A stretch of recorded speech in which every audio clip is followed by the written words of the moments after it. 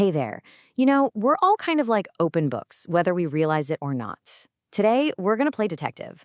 We're diving into those tiny, everyday habits, the things we do without even thinking, and see what they might be telling us about who we really are. Okay, let's get into it. Really think about that for a second. Every single day, from how you sign a birthday card to the way you interact with a barista, you're sending out these little signals. So, the real question is, what are those signals? What story are they telling? That's the mystery we're going to try and solve right now. And this is the key right here. We're not talking about the big, loud things you do. We're talking about the little subconscious habits that act like windows. And if you know where to look, you can get a really fascinating peek inside. So come on, let's look through that first window together.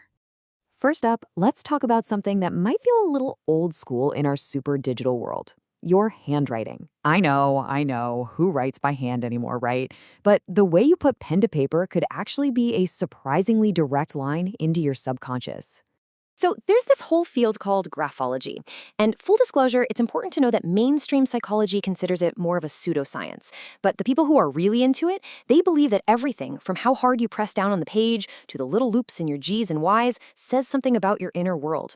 Let's look at a couple of the big ideas they talk about. Isn't this interesting? Just the slant of your letters could be telling a story. If your writing leans to the right, graphologists say you're probably more open, sentimental, and you really value people. You're literally leaning into them. But if it leans to the left, well, that supposedly points to someone who's a bit more reserved, logical, and introspective, kind of holding your cards closer to your chest. And it's not just the slant, it's also the space between the words. If you leave these big, airy gaps, it could mean you're someone who loves freedom and needs your space. You don't want to feel crowded. On the other hand, if your words are all kind of huddled together, that might show you're someone who craves closeness and really, really dislikes being alone. All right, let's move on to our next clue. We're shifting gears from the private act of writing a note to the very public stage of our day-to-day lives. This is where we can see character in action, live and in person. This quote just nails it.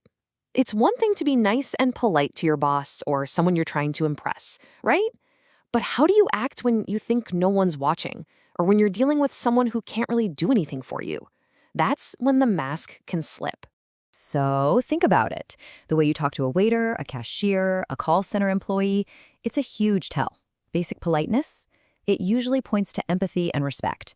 But impatience, or worse, outright rudeness, that can be a red flag for a sense of entitlement or just a very self-centered view of the world. It's like a little everyday character test that we all see play out constantly. Okay, for our last clue, we are jumping straight into the 21st century. We've talked pen and paper, we've talked face-to-face interactions. Now let's talk about that little device that is probably, let's be honest, within 2 feet of you right now. It sounds a little dramatic, doesn't it? A window into your soul? But maybe it's not that far off. Our phones hold our private conversations, our photos, our weirdest search histories. But it goes deeper. The very way we use them can be incredibly revealing. This all leads to this cool idea of a digital thumbprint. It's not just what you post on social media, it's everything. It's how often you check for notifications, which apps you open first thing in the morning, even how fast you type out a text. It's this unique data trail that tells the story of your digital life. And get this, researchers are actually digging into this stuff. For instance, some studies are finding connections between constantly checking your phone and higher levels of anxiety. Others have noticed that extroverts tend to make way more actual phone calls, while introverts much prefer to text. It's a brand new field for sure, but it really shows how our digital habits are becoming the next great window into who we are. So, we've peered through 3 pretty different windows, right?